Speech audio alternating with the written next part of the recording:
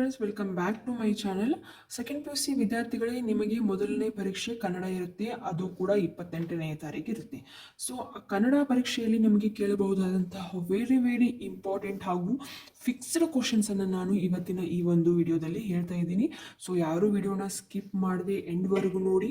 ಹಾಗೆ ನಾನು ಇಲ್ಲಿ ನಿಮಗೆ 1 ಅಂಕದ ಪ್ರಶ್ನೆಗಳನ್ನು 25 ಪ್ರಶ್ನೆಗಳನ್ನು ನೀಡಿದ್ದೀನಿ. ಫಿಕ್ಸ್ಡ್ ಕ್ವಶನ್ಸ್ 1 ಅಂಕದ ಪ್ರಶ್ನೆಗಳನ್ನು 25 ಪ್ರಶ್ನೆಗಳನ್ನು ನೀಡಿದ್ದೇನೆ. ಹಾಗೆ 2 ಅಂಕದ ಪ್ರಶ್ನೆಗಳನ್ನು ಕೂಡ 25 ಪ್ರಶ್ನೆಗಳನ್ನು ನೀಡಿದ್ದೇನೆ. ಸೊ ಇವತ್ತಿನ ಈ ಕ್ಲಾಸ್ನಲ್ಲಿ ನಾನು ಯಾವ ಥರ ಪ್ರಶ್ನೆ ಹೇಳ್ತೀನಿ ಆ ಪ್ರಶ್ನೆಗೆ ಉತ್ತರಗಳನ್ನು ನೋಡ್ಕೊಳ್ಳಿ. ಹಾಗೆ ಈ ವಿಡಿಯೋನ ಈಗಲೇ ಸೇವ್ ಮಾಡಿಟ್ಕೊಳ್ಳಿ. ಯಾಕಂತ ಅಂದರೆ ನಾಳಿನ ಪರೀಕ್ಷೆಯಲ್ಲಿ ನೀವೇ ಬಂದು ನನ್ನ ಕಾಮೆಂಟ್ ಬಾಕ್ಸಲ್ಲಿ ಕಮೆಂಟ್ ಹಾಕ್ತೀರಾ, ಮ್ಯಾಮ್ ನೀವು ನೀಡಿರುವಂತಹ ಕ್ವಶನ್ಗಳಲ್ಲೇ ಬಿದ್ದಿದ್ದವು ಮ್ಯಾಮ್ ಎಲ್ಲ ಪ್ರಶ್ನೋತ್ತರಗಳು ಅಂತ ನೀವೇ ಕಮೆಂಟ್ ಬಾಕ್ಸಲ್ಲಿ ಕಮೆಂಟ್. ಸೊ ಯಾರು ಮಿಸ್ ಮಾಡ್ಕೊಳಕ್ ಹೋಗ್ಬೇಡಿ. ಎಲ್ಲರೂ ಕೂಡ ವಿಡಿಯೋನ ಎಂಡ್ವರೆಗೂ ನೋಡಿ. ಪ್ರತಿಯೊಂದು ಪ್ರಶ್ನೆ ಕೂಡ ನಾನು ಕೊಟ್ಟಿರುವಂಥ ಪ್ರತಿಯೊಂದು ಪ್ರಶ್ನೆನೂ ಕೂಡ ವೇಸ್ಟ್ ಆಗೋದಿಲ್ಲ ಮಕ್ಕಳು. ಎಲ್ಲವೂ ಕೂಡ ಫಿಕ್ಸ್ಡ್ ಕ್ವಶನ್ಸ್ ಇದೆ.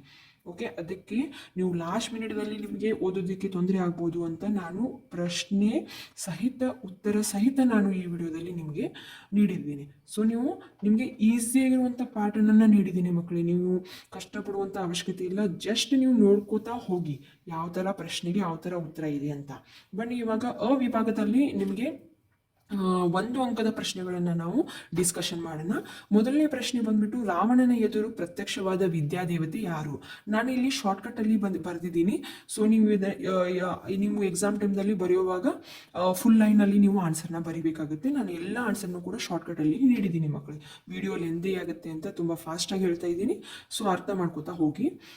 ರಾವಣನ ಎದುರು ಪ್ರತ್ಯಕ್ಷವಾದ ವಿದ್ಯಾದೇವತೆ ಬಹುರೂಪಿಣಿ ದೇವತೆ. ಹಾಗೆ ಜಾಲಿಯ ಮುಳ್ಳು ಹೇಗೆ ಆವರಿಸುತ್ತದೆ? ಮೂಲಾಗ್ರ ಪರ್ಯಂತ ಆವರಿಸುತ್ತದೆ. ಮುದುಕಿಯು ಏನೆಂದು ಹರಕೆ ಹೊತ್ತಳು?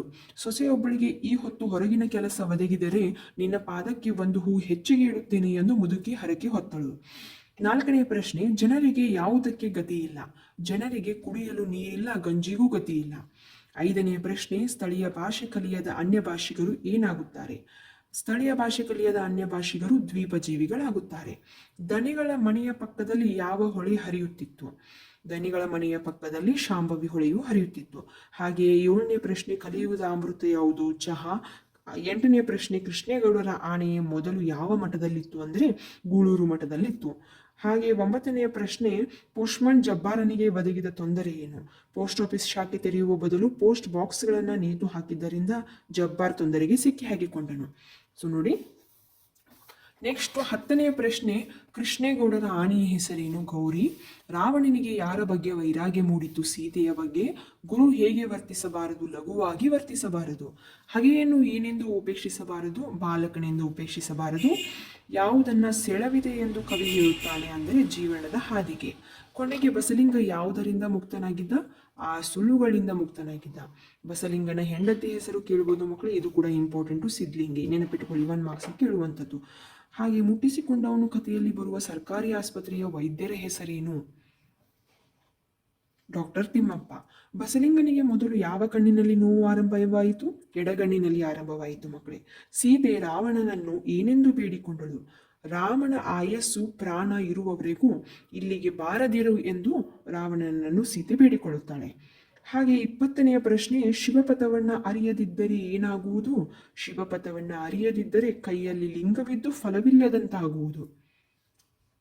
ನೋಡಿ ಮಕ್ಕಳೇ, ಹ್ಯಾಂಡ್ ರೈಟಿಂಗ್ ಅರ್ಥ ಆಗ್ತಿದೆ ಅಂತ ಅನ್ಕೋತೀನಿ. ಸೊ ತುಂಬ ಫಾಸ್ಟಾಗಿ ಬರ್ದಿರೋದ್ರಿಂದ ಈ ಥರ ಆಗಿದೆ. ಏನಾದರೂ ನಿಮಗೆ ಅರ್ಥ ಆಗಿಲ್ಲ ಅಂತಂದರೆ ನನಗೆ ಕಮೆಂಟ್ ಹಾಕಿ ನಾನು ಆನ್ಸರ್ ಮಾಡ್ತೀನಿ ಅಂತ. ಹಾಗೆ 21ನೇ ಪ್ರಶ್ನೆ, ಖಲಿ ಭೀಮನು ಎಂತಹ ಗಂಡನೆಂದು ದ್ರೌಪದಿ ಹೇಳಿದ್ದಾಳೆ? ಮಿಡುಕುಳ್ಳ ಗಂಡನೆಂದು ದ್ರೌಪದಿ ಹೇಳಿದ್ದಾಳೆ. 22ನೆಯ ಪ್ರಶ್ನೆ, ಜಿನ್ನೋಣದ ಹೆರಿಗೆ ಹೂಗಾಣ ಹೂಡಿದವರು ಯಾರು? ಮಾರ. 23ನೆಯ ಪ್ರಶ್ನೆ, ಮನುಕುಲದ ಪತನಕ್ಕೆ ಕಾರಣ ಯಾವುದು? ನಾಗರಿಕತೆಯ ಉನ್ನತಿಯ ಆದರ್ಶದೊಡನೆ ಆರಂಭವಾಗುವ ಅಭಿವೃದ್ಧಿಯು ಮನುಕುಲದ ಪತನಕ್ಕೆ ಕಾರಣ. 24ನೆಯ ಪ್ರಶ್ನೆ, ಕಲಾಂ ಅವರು ಯಾವ ವಿಶ್ವವಿದ್ಯಾಲಯದಲ್ಲಿ ಸಂದರ್ಶಕ ಪ್ರೊಫೆಸರ್ ಆಗಿದ್ದರು? ಅಣ್ಣಾಮಲೈ ವಿಶ್ವವಿದ್ಯಾಲಯದಲ್ಲಿ ಅವರು ಸಂದರ್ಶಕ ಪ್ರೊಫೆಸರ್ ಆಗಿದ್ದರು. ಇದು ಕೂಡ ವೆರಿ ಇಂಪಾರ್ಟೆಂಟ್ ಮಕ್ಕಳು. ಈ ಒಂದು ಕ್ವಶನ್ ಅನ್ನು ಕೂಡ ನೀವು ನೆನಪಲ್ಲಿಟ್ಟುಕೊಳ್ಳಿ. ಇವರು ಪ್ರಕಾರ ಇಕಾಲಜಿಸ್ಟ್ಗಳಿಗೆ ಯಾರು? ಪ್ರಕಾಶ್. ನೋಡಿ ಮಕ್ಕಳೇ, 1 ಅಂಕದ ಪ್ರಶ್ನೆಗಳು 25 ಪ್ರಶ್ನೆಗಳನ್ನು ನಾನು ಉತ್ತರ ಸಹಿತ ಇಲ್ಲಿ ವಿವರಿಸಿದ್ದೇನೆ. ಸೊ ಇವು 25 ಪ್ರಶ್ನೆಗಳನ್ನು ನೀವು ಈಗಾಗಲೇ ನೋಡಿಕೊಂಡಿದ್ದರೂ ಕೂಡ ಇನ್ನೊಮ್ಮೆ ನೀವು ರಿವಿಷನ್ ಮಾಡ್ಕೊಳ್ಳಿ. ಇವಷ್ಟು 25 ಪ್ರಶ್ನೋತ್ತರಗಳನ್ನು ನೀವು ರಿವಿಷನ್ ಮಾಡ್ಕೊಳ್ಳಿ. ನಾನು PDF ಲಿಂಕನ್ನು ನಾನು ಹಾಕಿರ್ತೀನಿ. ಸೊ ಅಲ್ಲಿ ಹೋಗಿ ನೀವು ಅದನ್ನು ಸೇವ್ ಮಾಡಿಕೊಂಡು ಓದ್ಕೊಳ್ಳಿ ಮಕ್ಕಳು 25 ಪ್ರಶ್ನೆಗಳನ್ನ.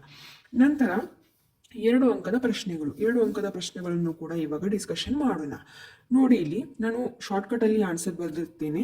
ನಿಮಗೆ ಅಲ್ಲಿ ಎಕ್ಸಾಮ್ ಟೈಮ್ದಲ್ಲಿ ನೀವು ಲೆಂದಿಯಾಗಿ ಅದನ್ನು ಪಾಯಿಂಟನ್ನು ನೀವು ಅಲ್ಲಿ ನೋಟ್ ಮಾಡ್ಕೊಳ್ಳಿ. ಓಕೆ, ಮೊದಲನೇ ಪ್ರಶ್ನೆ ಏನಂದರೆ, ಕವಿಯತ್ರಿ ಮುಗಿಲೆತ್ತ ಕೈ ಚಾಚಿ ಏಕೆ ನಿಂತಿದ್ದಾರೆ? ಏಕೆಂದರೆ ತನ್ನವರ ಸ್ಥಿತಿಯನ್ನು ನೋಡಲಾಗದೆ, ಅವರಿಗಾಗಿ ಏನೂ ಮಾಡಲಾಗದೆ ಅವರು ಆ ಥರ ನಿಂತಿರ್ತಾರೆ. ಹಾಗೆ ಎರಡನೆಯ ಪ್ರಶ್ನೆ, ಎಣ್ಣೆಯಲ್ಲಿ ನೆನೆದು ಉರಿಯುವ ಬತ್ತಿಯನ್ನು ಯಾವುದಕ್ಕೆ ಹೋಲಿಸಲಾಗಿದೆ? ಉರಿಯುವ ಬತ್ತಿಯನ್ನು ಯಾವುದಕ್ಕೆ ಹೋಲಿಸಿರ್ತಾರೆ ನೋಡಿ ಮಕ್ಕಳೇ.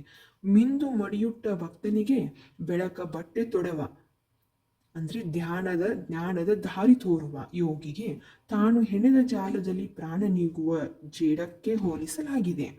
ಮೂರನೆಯ ಪ್ರಶ್ನೆ, ಮುದುಕಿಯು ಯಾರನ್ನು ಏನೆಂದು ಪ್ರಾರ್ಥಿಸುವಳು? ಮುದುಕಿಯು ಗುಟ್ಟೆ ಮಲ್ಲಪ್ಪ ದೇವರಲ್ಲಿ ಏನಂತ ಪ್ರಾರ್ಥಿಸ್ತಾಳೆ ಅಂದರೆ, ಸೊಸೆಯೊಬ್ಬಳಿಗೆ ಈ ಹೊತ್ತು ಹೊರಗಿನ ಕೆಲಸ ಸಮ್ಮಿಳಿಸುವಂತೆ ಮಾಡಪ್ಪ ನಮ್ಮಪ್ಪ ಎಂದು ಪ್ರಾರ್ಥಿಸುತ್ತಾಳೆ. ಹಾಗೆ ನಾಲ್ಕನೆಯ ಪ್ರಶ್ನೆ, ಯಾವ ಸಂದೇಶವನ್ನು ನೀಡುವ ರೀತಿಯಲ್ಲಿ ಜೀಸಸ್ ಶಿಲುಬೆ ಏರಿದ್ದಾನೆ? ಅಂದರೆ, ನಿಮ್ಮ ಸಾಮ್ರಾಜ್ಯ ಇರುವ ತನಕ ನಿಮ್ಮ ಕ್ರೋಧ ತಿಳಿಗೇಡಿತನಕ್ಕೆ ನಾನು ಆಜ್ಯವಾಗುತ್ತೇನೆ. ಮುಂದೊಂದು ದಿನ ದೈವಿ ರಾಜ್ಯ ಬಂದೇ ತೀರುತ್ತದೆ ಎನ್ನುವಂತೆ ಶೋಷಿತರ ಕಂಬನಿಯನ್ನೊರೆಸುವ ಸತ್ಯಕ್ಕೆ ಹೊಸ ಕವಲುಗಳನ್ನು ತೆರೆಸಿ ಜೀಸಸ್ ಶಿಲುಬೆಗೆ ಏರಿರ್ತಾನೆ. ಐದನೆಯ ಪ್ರಶ್ನೆ, ಹಡದವ್ವನನ್ನು ಯಾವಾಗ ನೆನೆಯಬೇಕು ಮಕ್ಕಳು? ಇದು ತುಂಬ ಸಲ ರಿಪೀಟೆಡ್ ಆಗಿರುವಂಥ ಪ್ರಶ್ನೆ. ಹಾಗೆ ಫಿಕ್ಸ್ಡ್ ಕ್ವಶನ್ ಮೇ ಬಿ ಕೇಳಿದರೂ ಕೂಡ ಕೇಳಬಹುದು, ನೋಡ್ಕೊಳ್ಳಿ ಇದನ್ನು. ಹಡದವನನ್ನು ಯಾವಾಗ ನೆನೆಯಬೇಕು ಅಂದರೆ, ನೆನೆಯಲು ಇಂತಹುದೇ ಸಮಯ ಇಂತಹುದೇ ಹೊತ್ತು ಎಂಬುವುದಿಲ್ಲ, ಆದರೂ ಜನರು ಎಲ್ಲರೂ ಉಂಡು ಮಲಗಿದ್ದಾಗ, ಅಂದರೆ ಬೆಳಗಿನ ಬೆಳ್ಳಿ ಚುಕ್ಕಿ ಮೂಡುವಾಗ ನೆನೆಯಬೇಕು. ಅಂದರೆ ತಂಪು ಹೊತ್ತಿನಲ್ಲಿ ಮಕ್ಕಳೇ, ಎಲ್ಲರೂ ಉಂಡು ಮಲಗಿದಾಗ, ಹಾಗೆ ಬೆಳಗಿನ ಬೆಳ್ಳಿ ಚುಕ್ಕಿ ಮೂಡುವಾಗ ಯಾವುದೇ ರೀತಿ ಗಲಾಟೆ ಇರುವುದಿಲ್ಲ, ಶಾಂತವಾದಂತಹ ಸ್ಥಿತಿ ಇರುತ್ತದೆ. ಆ ಹೊತ್ತಿನಲ್ಲಿ ನೆನೆಯಬಹುದು ಅಂತ ಹೇಳಿದ್ದಾರೆ. ಆರನೆಯ ಪ್ರಶ್ನೆ, ಬಸಲಿಂಗನಿಗೆ ತನ್ನ ಕಷ್ಟದ ಮುಂದೆ ಯಾವುದು ಗೌಣವಾಗಿ ಕಾಣತೊಡಗಿತು ಅಂದರೆ, ಉಳಿದಿರುವ ನೆಲ ಮಗುವಿನ ಕಾಯಿಲೆ ಊಳದಿರುವ ನೆಲ ಮಗುವಿನ ಕಾಯಿಲೆ ಇವೆಲ್ಲವೂ ತನ್ನ ಕಷ್ಟದ ಮುಂದೆ ಬಸಲಿಂಗನಿಗೆ ಗೌಣವಾಗಿ ಕಾಣತೊಡಗುತ್ತದೆ. ಏಳನೆಯ ಪ್ರಶ್ನೆ, ತ್ರಿಭಾಷಾ ಸೂತ್ರದ ಬಳಕೆ ಹೇಗಿರಬೇಕು ಮಕ್ಕಳು? ಇದು ಕೂಡ ಫಿಕ್ಸ್ಡ್ ಕ್ವಶನ್ಸ್, ಇದು ಕೂಡ ಕೇಳ್ಬೋದು ನೋಡಿ. ತ್ರಿಭಾಷಾ ಸೂತ್ರದ ಬಳಕೆ ಹೇಗಿರಬೇಕು ಅಂದರೆ, ಎಲ್ಲ ಸೂಚನೆಗಳು, ಎಲ್ಲ ನಮೂನೆ, ಎಲ್ಲ ಬರವಣಿಗೆ ವ್ಯವಹಾರಗಳು ಕ್ರಮವಾಗಿ ಪ್ರಾದೇಶಿಕ ಭಾಷೆ ಹಿಂದಿ ಮತ್ತು ಇಂಗ್ಲಿಷ್ಗಳಲ್ಲಿರಬೇಕು. ಓಕೆ, ಈ ಪ್ರಶ್ನೆ ಕೇಳಿದರೆ ಈ ಥರ ಉತ್ತರವನ್ನು ಕೊಡಿ. ಹಾಗೆ ಎಂಟನೆಯ ಪ್ರಶ್ನೆ, ಕೊಂಬೆ ಲೈನು ಮೇಲೆ ಬೀಳಲು ಆನೆಯೇ ಕಾರಣವೆಂಬುದಕ್ಕೆ ದುರ್ಗಪ್ಪ ಹೇಳಿದ ಸಂಗತಿಗಳಾವು? ಯಾವ ಥರ ಸಂಗತಿಯನ್ನು ಹೇಳ್ತಾನೆ ದುರ್ಗಪ್ಪ ಆನೆಯ ಮೇಲೆ? ನೋಡಿ ಇಲ್ಲಿ, ದರಿದ್ರ ಕೃಷ್ಣೇಗೌಡರ ಆನೆ ಮಾಡಿರುವ ಕೆಲಸವಿರಬೇಕು. ಮರದ ಹತ್ತಿರ ಅದರ ಲದ್ದಿ ಬಿದ್ದಿದೆ, ಮರದ ಎಲೆ ಕಿತ್ತುಕೊಳ್ಳುವುದಕ್ಕೆ ಹೋಗಿ ಕೊಂಬೆನೇ ಮುರಿದಾಕಿದೆ. ಈ ಥರ ಆನೆಯ ಮೇಲೆ ಅವನು ಆನೆನೇ ಈ ಕೆಲಸ ಮಾಡಿರುವುದಾಗಿ ಈ ಥರ ಅವನು ಹೇಳ್ತಾನೆ. ಹಾಗೆ ಒಂಬತ್ತನೆಯ ಪ್ರಶ್ನೆ, ನಿರೂಪಕರಿಗೆ ಆನೆಗಳ ಬಗ್ಗೆ ಯಾವ ಅನುಮಾನ ಮೂಡಿತು? ಮೈ ತುಂಬ ಸಿಂಗಾರ ಮಾಡಿಕೊಂಡು ಬೆನ್ನ ಮೇಲೆ ಅಂಬಾರಿ ಹೊತ್ತುಕೊಂಡಿದ್ದ ಕೃಷ್ಣೇಗೌಡರ ಆನೆಯನ್ನ ಕಾಡಾನೆಗಳು ತಮ್ಮ ಗುಂಪಿಗೆ ಸೇರಿಸಿಕೊಳ್ಳುತ್ತವೆಯೇ ಎಂಬ ಅನುಮಾನ ನಿರೂಪಕರಿಗೆ ಮೂಡುತ್ತದೆ. ಹತ್ತನೆಯ ಪ್ರಶ್ನೆ, ಫಾರೆಸ್ಟ್ ಡಿಪಾರ್ಟ್ಮೆಂಟಿನ ಮುಂದಿದ್ದ ತುಕ್ಕು ಹಿಡಿದ ವಾಹನಗಳ ಸ್ಥಿತಿ ಹೇಗಿತ್ತಂದ್ರೆ, ಒಂದು ಕಾರಿನ ಚಕ್ರದ ಮೇಲೆ ಹುತ್ತವೇ ಬೆಳೆದಿತ್ತು, ಇನ್ನೊಂದೆರಡರ ಮೇಲೆ ಯಾವ ಕಾಡು ಬಳ್ಳಿಗಳು ಬೆಳೆದು ಶೋಚನೀಯ ಸ್ಥಿತಿ ತಲುಪಿದ್ದವು. ನೋಡಿ, 10 ಪ್ರಶ್ನೆಗಳಾಗಿವೆ. ಈಗ 11ನೇ ಪ್ರಶ್ನೆಯನ್ನು ನೋಡೋಣ. ನೋಡಿ ಮಕ್ಕಳು, ಇಲ್ಲಿ 11ನೇ ಪ್ರಶ್ನೆ, ಡಾಕ್ಟರ್ ಚಂದ್ರಪ್ಪ ಬಸಲಿಂಗನಿಗೆ ಡಾಕ್ಟರ್ ತಿಮ್ಮಪ್ಪನ ಬಗ್ಗೆ ಕೊಟ್ಟ ಅಭಿಪ್ರಾಯವೇನು? ಏನಂದ್ರೆ, ಡಾಕ್ಟರ್ ಚಂದ್ರಪ್ಪ ಬಸಲಿಂಗನ ಕಣ್ಣನ್ನು ಪರೀಕ್ಷಿಸಿ ಹೇಳ್ತಾರೆ, ಡಾಕ್ಟರ್ ತಿಮ್ಮಪ್ಪನವರಿಂದ ಆಗದ ಕೆಲಸ ನನ್ನಂಥವರಿಂದ ಸಾಧ್ಯವಿಲ್ಲ. ನಮ್ಮ ವೈದ್ಯಲೋಕ ಬಲ್ಲ ಅತ್ಯಂತ ಪ್ರಾಮಾಣಿಕ ಪ್ರತಿಭಾವಂತ ಡಾಕ್ಟರ್ ತಿಮ್ಮಪ್ಪ. ಈ ಕಣ್ಣಿನಲ್ಲಿ ರೋಗ ಅವರ ವಲಯಕ್ಕೆ ಸೇರಿದ್ದು, ನೀನು ಅವರನ್ನು ನೋಡಿದರೆ ಮಾತ್ರ ಇರುವ ಒಂದು ಕಣ್ಣು ಉಳಿಯುತ್ತದೆ ಎಂದು ಅವರು ಹೇಳ್ತಾರೆ ಮಕ್ಕಳೇ. ಇದು ಕೂಡ ತುಂಬಾ ಇಂಪಾರ್ಟೆಂಟ್ ಪ್ರಶ್ನೆ, ಇದು ಫಿಕ್ಸ್ಡ್ ಕ್ವಶನ್ಸ್, ಇದನ್ನು ನೋಡ್ಕೊಳ್ಳಿ. ಹಾಗೆ 12ನೇ ಪ್ರಶ್ನೆ, ಕಲಾಂ ಮೇಷ್ಟ್ರು ಹೇಳಿದ ಯಶಸ್ಸಿನ ಪಂಚಾಕ್ಷರಿ ಮಂತ್ರ ಯಾವುದು? ಕಲಾಂ ಮೇಷ್ಟ್ರು ಹೇಳಿದ ಯಶಸ್ಸಿನ ಪಂಚಾಕ್ಷರಿ ಮಂತ್ರ ಯಾವುದಂದ್ರೆ, ಕುತೂಹಲ, ಆಲೋಚನಾ ಶಕ್ತಿ, ಜ್ಞಾನ, ಕಷ್ಟಪಟ್ಟು ಕೆಲಸ ಮಾಡುವುದು ಮತ್ತು ಗುರಿ ಸಾಧಿಸುವ ಛಲ. ಇವು ಕಲಾಂ ಅವರು ಹೇಳಿದ ಯಶಸ್ಸಿನ ಪಂಚಾಕ್ಷರಿ ಮಂತ್ರಗಳು. ಇದು ಕೂಡ ಅಷ್ಟೇ ಇಂಪಾರ್ಟೆಂಟ್ ಮಕ್ಕಳೇ. ನಾನು ನೀಡಿರುವಂತಹ ಪ್ರತಿಯೊಂದು ಪ್ರಶ್ನೆ ಕೂಡ ಇಲ್ಲಿ ಫಿಕ್ಸ್ಡ್ ಕ್ವಶನ್ಸ್ ಆಗಿರುತ್ತವೆ. ನೀವು ಯಾವುದೇ ರೀತಿ ಡೌಟ್ ಇಟ್ಕೊಳ್ಳೋಕ್ಕೆ ಹೋಗ್ಬೇಡಿ. ಇವನ್ನಷ್ಟನ್ನೇ ಸ್ಟಡಿ ಮಾಡಿ ಹೋಗಿ ನೀವು ಖಂಡಿತವಾಗ್ಲೂ ನೀವು ಕನ್ನಡ ಸಬ್ಜೆಕ್ಟಲ್ಲಿ ಪಾಸ್ ಆಗೋದು ಅಷ್ಟೇ ಅಲ್ಲ, ಸ್ಕೋರ್ ಕೂಡ ಮಾಡ್ತೀರಾ. 13ನೇ ಪ್ರಶ್ನೆ ನೋಡಿ, ಆನೆ ಸಾಕುವುದರ ಬಗ್ಗೆ ಜನರ ನಂಬಿಕೆ ಏನಾಗಿತ್ತು? ಕೃಷ್ಣೇಗೌಡ ಆನೆಯನ್ನು ತಂದಾಗ ಇಲ್ಲಿಗೆ ಅವನ ಕತೆ ಮುಗಿದಂತೆಯೇ ಎಂದು ಎಲ್ಲರೂ ತೀರ್ಮಾನಿಸಿದರು. ಆನೆ ಸಾಕುವುದು ಎಂದರೆ ಎಲೆಕ್ಷನ್ಗೆ ನಿಂತ ಹಾಗೆ, ಮನೆ ಮಠ ಎಲ್ಲ ಹಾಳು ಮಾಡಿಕೊಂಡು ಹೆಂಡತಿ ಮಕ್ಕಳ ಬಾಯಿಗೆ ಮಣ್ಣು ಹಾಕುವ ಕ್ಷಿಪ್ರ ಮಾರ್ಗ ಇದೆಂದು ಎಲ್ಲ ಜನರು ದೃಢವಾಗಿ ನಂಬಿದ್ದರು. ಈ ಥರ ನೀವು ಇಲ್ಲಿ ಎಕ್ಸ್ಪ್ಲನೇಷನ್ ಮಾಡಬೇಕಾಗುತ್ತೆ. ಹಾಗೆ 14ನೇ ಪ್ರಶ್ನೆ, ಹುಚ್ಚು ನಾಯಿಗಳು ಆಸ್ಪತ್ರೆಯಲ್ಲಿ ಹೇಗೆ ವರ್ತಿಸುತ್ತವೆ ಎಂದು ಪುಟ್ಟಯ್ಯ ಹೇಳಿದನು. ನೋಡಿ ಯಾವ ಥರ ವರ್ತಿಸ್ತವೆ ಅಂತ. ಮೇಜು ಕುರ್ಚಿ ಕಾಲಿಗೆಲ್ಲ ಕಚ್ಚುತ್ತವೆ, ಅದಕ್ಕೆ ತಲೆ ಕೆಟ್ಟು ಕಂಡದ್ದಕ್ಕೆಲ್ಲ ಕಚ್ಚುತ್ತವೆ. ಆನೆ ಚರ್ಮಕ್ಕೆ ಹಲ್ಲು ನಾಟುವುದಿಲ್ಲ ನಿಜ, ಆದರೆ ಹಲ್ಲು ನಾಟಬೇಕೆಂದೇನೂ ಇಲ್ಲ ತಗೊಳ್ಳಿ. ಅದರ ಮೈ ಮೇಲೆ ಒಂದು ಸಣ್ಣ ಗೀರು ಗಾಯ ಇದ್ರೂ ಸಾಕು, ಹುಚ್ಚು ನಾಯಿ ಜೊಲ್ಲು ತಾಗಿದರೆ ಇವತ್ತಲ್ಲ ಇನ್ನು 1 ವರ್ಷಕ್ಕಾದರೂ ಹುಚ್ಚು ಬಂದೇ ಬರುತ್ತದೆ ಅಂತ ಹೇಳ್ತಾನೆ. 15ನೇ ಪ್ರಶ್ನೆ, ಅನ್ಯ ಡಾಕ್ಟರ್ಗಳು ಬಸಲಿಂಗನ ಕಾಯಿಲೆಯ ಬಗ್ಗೆ ಏನೆಂದು ಪ್ರತಿಕ್ರಿಯಿಸಿದರು? ಕೆಲವು ಡಾಕ್ಟರ್ಗಳು ಇದಕ್ಕೆ ಆಪರೇಷನ್ ಬೇಕಿಲ್ಲ, ಆ ಡಾಕ್ಟರ್ ತಿಮ್ಮಪ್ಪನಿಗೆ ಬುದ್ಧಿ ಇಲ್ಲ, ಅದಕ್ಕೆ ಆಪರೇಷನ್ ಮಾಡಿದ್ದಾರೆ ಎಂದರು.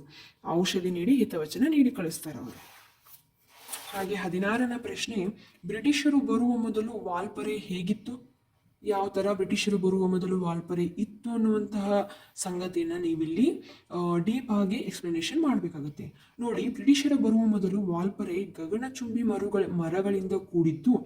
ಈ ಮರಗಳ ಮೇಲ್ಛಾವಣಿಯನ್ನ ಭೇದಿಸಿ ಭೂಸ್ಪರ್ಶ ಮಾಡಲು ಸೂರ್ಯಕಿರಣಗಳು ಸೆಣಸುತ್ತಿದ್ದವು. ನಡುವೆ ಹುಲ್ಲುಗಾವಲುಗಳ ಅನಂತ ಬಯಲು, ಅದರ ಏಕತಾನತೆ ಮುರಿಯುವ ಶೋಲಾ ಕಾಡುಗಳು, ಪರ್ವತ ಶ್ರೇಣಿಗಳು, ನಡುವೆ ಅಕ್ಷಾಂಶ ರೇಖಾಂಶಗಳನ್ನು ಬರದಂತೆ ಹರಿವ ಹಳ್ಳ ಕೊಳ್ಳಗಳು, ಕಗ್ಗತ್ತಲ ಖಂಡೆ ಎಂದು ಹೆಸರಾಗಿದ್ದ ಆಫ್ರಿಕಾದಂತೆ ಅದು ಹೊರಗಿನ ಜನರಿಗೆ ಪರಿಚಯವಿರಲಿಲ್ಲ. ಎಷ್ಟು ಸುಂದರವಾದಂತಹ ಸನ್ನಿವೇಶವನ್ನು ವರ್ಣನೆ ಮಾಡಿದ್ದಾರೆ ನೋಡಿ. ಈ ಸನ್ನಿವೇಶವನ್ನು ನೀವು ನಿಮ್ಮ ಮಾತಿನಲ್ಲೂ ಕೂಡ ನೀವು ಇದನ್ನು ಎಕ್ಸ್ಪ್ಲನೇಷನ್ ಮಾಡ್ಬೋದು, ಅಲ್ಲಿ ವಿವರಿಸಬಹುದು. ನಿಮಗೆ ಅವರು ಪೂರ್ತಿಯಾದಂತಹ ಅಂಕಗಳನ್ನು ಕೊಡ್ತಾರೆ.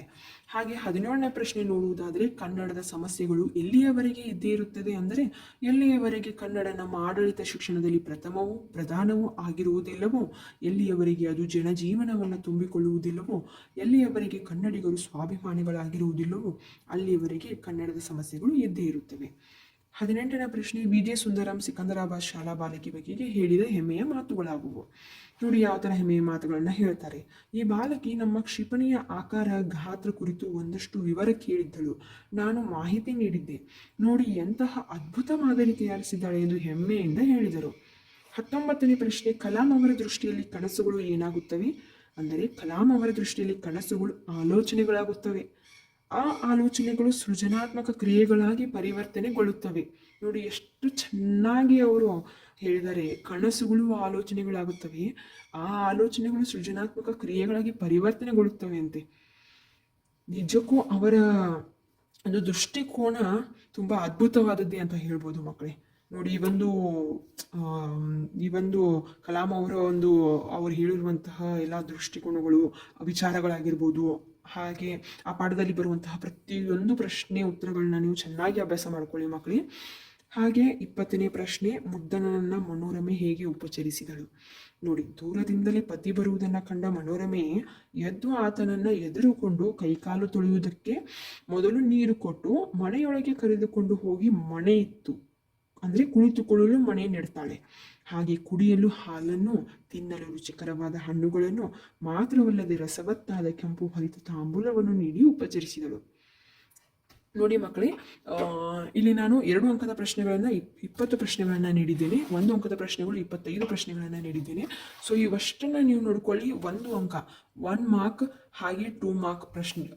ನೀವು 2 ಮಾರ್ಕ್ದಲ್ಲಿ ಯಾವುದೇ ಪ್ರಶ್ನೆ ಆಗಿರಲಿ ನೀವು ಅತಿ ಸುಲಭವಾಗಿ ನೀವು ಅದನ್ನು ಉತ್ತರವನ್ನು ನೀಡ್ತೀರಾ. ಸೊ ಈ ಒಂದು ಅಷ್ಟು ಪ್ರಶ್ನೆಗಳನ್ನು ನೋಡ್ಕೊಳ್ಳಿ ಸಾಕು. ಯಾಕಂತಂದರೆ ಇದೇ ಪ್ರಶ್ನೆಗಳಲ್ಲಿ ನಿಮಗೆ ಕೇಳ್ಬೋದು ಅವರು. ಸೊ ಇವಷ್ಟನ್ನು ನೋಡ್ಕೊಳ್ಳಿ. ಹಾಗೆ ವಿಡಿಯೋ ತುಂಬ ಲೆಂದಿ ಆಗ್ತಿದೆ ಮಕ್ಕಳೇ, ಅದಕ್ಕೋಸ್ಕರ ನಾನು ಇನ್ನೊಂದು ವಿಡಿಯೋನ ಅಪ್ಲೋಡ್ ಮಾಡ್ತೀನಿ. ಆ ಒಂದು ವಿಡಿಯೋದಲ್ಲಿ ನಾನು ನಿಮಗೆ ಆ ಒಂದು ವಿಡಿಯೋದಲ್ಲಿ ನೋಡಿ ನಾನು ನಿಮಗೆ ಹೊಂದಿಸಿ ಬರೆಯಿರಿ ಆಗಿರ್ಬೋದು, ಬಿಟ್ಟ ಸ್ಥಳ, ಪತ್ರಲೇಖನ, ಪ್ರಬಂಧ, ವ್ಯಾಕರಣ, ಹಾಗೆ ಸಂದರ್ಭದಲ್ಲಿ ಯಾವ ಯಾವ ಸಂದರ್ಭಗಳು ತುಂಬ ಮುಖ್ಯವಾಗಿರುತ್ತವೆ, ಹಾಗೆ ಯಾವ ಸಂದರ್ಭಗಳನ್ನ ಯಾವ ಥರ ನೀವು ಬರಿಬೇಕು ಅನ್ನೋದಾಗಿರ್ಬೋದು, 4 ಅಂಕದ ಪ್ರಶ್ನೆಗಳಾಗಿರ್ಬೋದು, ಎಲ್ಲವನ್ನು ಕೂಡ ನಾನು ಮತ್ತೊಂದು ವಿಡಿಯೋದಲ್ಲಿ ನಾನು ಅದನ್ನು ಎಲ್ಲವನ್ನು ಡೀಪಾಗಿ ನಾನು ಎಕ್ಸ್ಪ್ಲನೇಷನ್ ಮಾಡ್ತೀನಿ. ಸೊ ಇವಷ್ಟು ನಿಮಗೆ ತುಂಬ ಹೆಲ್ಪ್ ಆಗುತ್ತೆ ಮಕ್ಕಳೇ. ನೀವು PDF ಲಿಂಕ್ ಬೇಕಿದ್ರೆ ನಾನು ನಿಮಗೆ PDF ಲಿಂಕನ್ನು ಸೆಂಡ್ ಮಾಡ್ತೀನಿ. ಸೊ ಇವಷ್ಟನ್ನು ನೀವು ನೋಡ್ಕೊಳ್ಳಿ. ಇದಷ್ಟೇ ನೋಡಿದರೆ ಸಾಕು, ನೀವು ತುಂಬ ಈಸಿಯಾಗಿ ನೀವು 80 ಔಟ್ ಆಫ್ 80 ಪಡ್ಕೋತೀರಾ. ಅಂದರೆ ನಾನು ಹೇಳೋದಂದರೆ 1 ಮಾರ್ಕ್ಸ್ 2 ಮಾರ್ಕ್ಸನ್ನು ನೀವು ಖಂಡಿತವಾಗೂ ಕಳ್ಕೊಳ್ಳೋದಕ್ಕೆ ಹೋಗಬೇಡಿ. ತುಂಬ ಈಸಿಯಾಗಿ ನೀವು ಔಟ್ ಆಫ್ ಮಾರ್ಕ್ಸ್ ಪಡೆಯುವಂಥ ವಿಭಾಗಗಳಿವು. ಸೊ ಮಕ್ಕಳೇ, ಈ ವಿಡಿಯೋನ ಆದಷ್ಟು ನಿಮ್ಮ ಫ್ರೆಂಡ್ಸ್ಗಳಿಗೆ ಶೇರ್ ಮಾಡಿ. ಅವರು ಕೂಡ ನಿಮ್ಮ ಜೊತೆಗೆ 1 ಅಂಕ ಹಾಗೂ 2 ಅಂಕದ ಅಷ್ಟು ಪ್ರಶ್ನೋತ್ತರಗಳಿಗೆ ಉತ್ತರಿಸುವಂತಹ ಕೆಪಾಸಿಟಿಯನ್ನು ಪಡ್ಕೊಳ್ಳಿ. ಅವರು ಕೂಡ ಈ ವಿಡಿಯೋ ಯೂಸ್ ಆಗ್ಬೋದು. ಸೊ ಮುಂದಿನ ವಿಡಿಯೋದಲ್ಲಿ ನಾನು ಇನ್ನು ಉಳಿದಂತಹ ಎಲ್ಲ ಪ್ರಶ್ನೋತ್ತರಗಳನ್ನು ನಾನು ಎಕ್ಸ್ಪ್ಲನೇಷನ್ ಮಾಡ್ತೀನಂತೆ. ಸೊ ಇವತ್ತಿನ ಈ ವಿಡಿಯೋ ಇಷ್ಟ ಆಗಿದ್ದರೆ ಮಕ್ಕಳು ವಿಡಿಯೋನ ಲೈಕ್ ಮಾಡಿ, ಶೇರ್ ಮಾಡಿ, ಕಮೆಂಟ್ ಮಾಡಿ, ಹಾಗೆ ಚಾನಲ್ನ ಸಬ್ಸ್ಕ್ರೈಬ್ ಮಾಡ್ಕೊಳ್ಳೋದನ್ನು ಮಾತ್ರ ಮರಿಬೇಡಿ. Thank you.